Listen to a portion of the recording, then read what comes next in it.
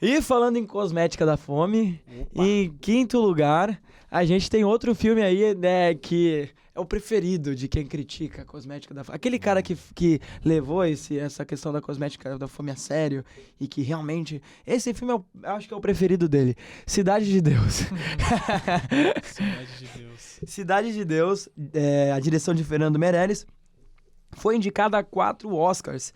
Melhor diretor, melhor roteiro adaptado, acho que, se não me engano, é do Braulio Montovani, melhor edição, do Daniel Rezende, e melhor fotografia, isso eu não sei de cabeça. Além de uma indicação do Globo de Ouro e outras 2 restrições ao BAFTA, venceu mais de 50 prêmios em todo o mundo. E é o 21º filme mais bem avaliado do IMDb. Foi considerado pelo jornal britânico The Guardian o 6º melhor filme de ação da história. Em 2009, pela revista British Parallel, que eu não sei falar inglês, me desculpa, ficou em 7º lugar na lista dos 100 melhores filmes do cinema mundial. Preferido aí de muitos diretores, cineastas, Scorsese, todo mundo fala desse filme. Cidade de Deus, tem muita coisa pra falar de Cidade de Deus, é um filme que realmente foi muito visto, agradou crítica, agradou público, é um filmaço, um roteiro estrondoso, atuações estrondosas, Esse filme dá um episódio à parte. Eu acho que toda a brasilidade apresentada nesse filme é muito pelo fato de acontecer contando a história do Rio de Janeiro. E gringo, querendo ou não, tem muita curiosidade pra saber como é o Rio de Janeiro. Do Rio de Janeiro. Sempre. O Rio de Janeiro é a base primeira do cidade filme. que eles vão passar na cabeça deles quando eles pensam no dos Brasil. protagonistas, né? A cidade em si é um protagonista, exato. Esse filme, eu acho que tudo que a gente falou do Central do Brasil se aplica aqui ao Cidade de Deus. Questão da cosmética não anula o fato dele ser um filmaço, né, dele realmente ter sido prestigiado lá fora. Sim. Existe a questão que a gente estava falando do cinema novo, né, da comercialização do que a gente tem aqui lá fora, que os gringos realmente valorizam filmes assim, até para desprestigiar a gente. Eu acredito que eu tenho alguns problemas com esse filme, assim, específico, pelas problemáticas que envolvem ele. Tanto essa questão da cosmética da fome, e isso se dá, né, pela notoriedade que ganhou no Oscar, 4 indicações gigantes, né? Mas, assim, o filme é bom, muito bom. Assim, caraca. Só que, tipo assim, o roteiro dele é outro que é muito classicão e bem Hollywood. Ele é bem... tipo assim, narrativa hollywoodiana e uma estrutura comercial. Então, não é à toa que ele é o maior representativo do questão da cosmética da fome. Porque justamente por isso que os gringos gostavam. Existem milhares de filmes brasileiros que falam sobre pobreza, que falam sobre toda essa questão da miserabilidade, país de terceiro mundo. Só que foi esse que conseguiu essa notoriedade, né? Nessa época em específico, 2002, 2003. Tem motivo, né? O motivo acho que é esse da questão de como eles conseguiram vender de um jeito bonitinho a questão de toda essa pobreza e marginalidade, né, que tem. A montagem do filme é muito sagaz também. Eu acho que eles fazem um trabalho muito complexo. O Fernando Meirelles, ele era... Sabe conduzir a história. Ele trabalhava com publicidade, né? Isso tem muito no filme, toda essa questão do cinema publicitário. Mas assim, você que deve... Pô, chatão esses caras. Tá falando Cidade de Deus, para de falar disso. É que o tema aqui é os filmes prestigiados lá fora. Sim. Então, a gente tá falando mais disso do que o filme em si, porque faz parte da temática do podcast, né? É importante a gente parar pra refletir. Por que ele foi tão prestigiado lá fora? Não que ele não tenha sido aqui, mas o que aconteceu pra ele ser lá? Entende? E a visão da... não é uma crítica dos filmes que a gente tá listando aqui, é mais a questão social eu acho histórica, né? Um filmão, inclusive se não assistiu Cidade de Deus, assista, pelo amor de Deus. Assim. Geralmente, assim, algo que eu tenho um pouco de raiva, quando as pessoas falam mal do cinema brasileiro, você vai perguntar quais filmes ele conhece, quais os filmes favoritos dele, nacional. É sempre Cidade de Deus. Sempre tá lá em top 1. E isso é tipo... representa um pouco dessa questão brasileira de viralatismo, né? É quase enxergar o Brasil da mesma forma que os Estados Foi Unidos... vendida, né? E falando em... Quando a gente vai pegar o filme das pessoas, e as pessoas citam esse filme, acho que tem outro filme que representa muito bem esse, que é o Tropa de Elite. Com certeza. O Tropa de Elite, eu acho que também, como Cidade de Deus, é um representativo enorme de... Eu lembro que eu fui num podcast pra falar dos filmes da 201, né?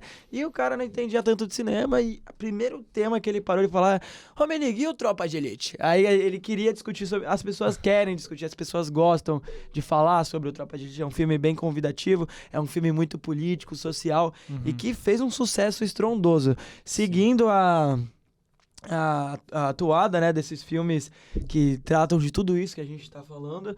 Só que ainda assim existe uma questão curiosa no Tropa de Elite, que ele foi vendido antes de ser colocado no cinema. A pirataria impulsionou muito e existe toda uma questão nisso, né? Que a pirataria foi o que impulsionou o Tropa de Elite para que ele conseguisse tanta visibilidade aqui. José Padilha estreou o filme mais pirateado da história brasileira. O polêmico longa que sofreu com a pirataria antes mesmo do lançamento na época dividiu opinião no Festival de Berlim, mas garantiu o Urso de Ouro, o prêmio mais importante. Importante falar antes de eu dar a palavra para vocês. Tropa de Elite é um filme que até hoje é discutido. É um filme fascista ou não é? É um filme que é isso ou não é? Só que assim, o Festival de Berlim é um dos festivais mais políticos que a gente tem no cinema. Sim. E isso eu vi no Roda Viva, o Wagner Moura falando. O Wagner Moura, inclusive, dirigiu Marighella. Quem entende de política aí sabe o que isso quer dizer. O cara manja. Mas assim, ele falou que um dos donos, né, um dos criadores do Festival de Berlim era um cara super político e deu esse prêmio ao Tropa de Elite, enxergando que aquilo não era um filme fascista, mas sim uma crítica ao fascismo. Complexo, porque a figura Zé Padilha não ajuda é problemático. Tanto. Mas assim, é o filme. E... É que é difícil você analisar o filme sem... Quando você, tipo assim, estuda e tal. É difícil analisar ele sem botar em pauta a questão social da época e o contexto histórico, né? Então, tipo assim, tudo que vai por trás do filme, da produção, da questão do cineasta mesmo, dos realizadores, você vai levar isso em conta, geralmente, na hora de... Quando você, né, tipo, vai atrás disso, dessas informações. Você leva a sério e leva em conta, na verdade, na hora de fazer a crítica e fazer essa tal análise, né? Então, por isso que ele é meio... Tem essa dualidade, né? Porque eu acredito que quando o cineasta faz o filme não é dele, né? O filme é do mundo agora. Então, tipo assim, o que ele quis dizer ou não com tal aspecto do filme, com a mensagem por trás do filme, não importa, assim. Mas eu acredito, na minha visão, que foi muito mal interpretado. Foi. E por isso que ele foi tão famoso, assim, entre os brasileiros. Eu acho que é um ciclo, né? Ele foi famoso por ser mal interpretado, mas também existe toda uma questão que o que impulsionou ele a fazer tanto sucesso foram várias questões mesmo. Foi a questão da interpretação dele dúbia, que as pessoas realmente discutiam e conversavam sobre o filme. É uma questão política brasileira que teve um político aí em específico que conseguiu entrar, conseguiu ser presidente por causa dessa questão que Tropa de Elite aborda. Então, assim, o cara foi presidente por causa disso. Então, é um filme que toca realmente no fundo da alma do brasileiro, no sentido de bandido bom é bandido morto, e não sei o quê. Toda essa questão social, que é uma questão política gigantesca, que dá um podcast de 5 horas se a gente for parar pra falar aqui. Mas eu acho que o Tropa de Elite vai na alma disso. Vai muito preciso. Num filme muito bem feito, que a gente precisa falar aqui. Fotografia, roteiro, trilha sonora, tudo. As atuações, que também é importante falar num nome muito legal do nosso cinema, que é Fátima Toledo, ou Fátima de Toledo, não sei. Que é a preparadora de elenco, que fez Cidade de Deus também, voltou aqui no Tropa de Elite, que ela realmente encarna os atores de uma forma incrível. Os atores ali que não eram tão conhecidos começaram a fazer muito sucesso aí na nossa TV, no nosso cinema. Então, assim, é um filme catalisador realmente. É um filme muito bem feito, muito bem dirigido. E por ele, eu acho que também esse sucesso se deve ao... Se ele não fosse um filme bom como ele é, ele não teria esse sucesso. Que o filme é bom, a gente não tem dúvidas, ele é. As qualidades técnicas e como o roteiro foi feito e a potência que a história consegue ter. Só que aí a questão que realmente gera interpretação é um filme fascista. Você acha um filme fascista? Te colocou, cara. Cara, quando eu assisti a primeira vez... Sim ou não? É isso que o público quer saber. Quando eu assisti a primeira vez, eu fiquei meio irritado, assim, com como tratou.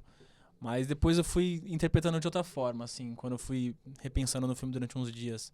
E realmente soa muito mais pra mim como uma crítica a toda a questão política do Brasil e a questão da polícia, a violência e o fascismo intrínseco, assim, à cultura popular brasileira, digamos. E eu acho muito cômico isso, como o que o filme, exatamente sobre o que o filme dialoga é o bagulho mais Brasil possível, eu acho. Eles vão direto na problemática. Você acha fascista? Sim ou não? Sim. Eu acho que existem nuances e o filme, eu acho que é exatamente aquilo que você tinha falado. O filme, quando o cineasta faz, ele é do público, quando ele é lançado no mundo. E, enfim, eu sinto que toda a atuação por parte do BOPE, eles colocam, de novo falando da preparadora de elenco deles, eles colocam eles como se fossem cachorros, como se fossem, assim, é uma violência predatória, muito assim, sabe? Então, existem sim coisas que vão apontar para um fascismo ou não, só que eu sinto que, no mais, fica muito claro que é uma crítica.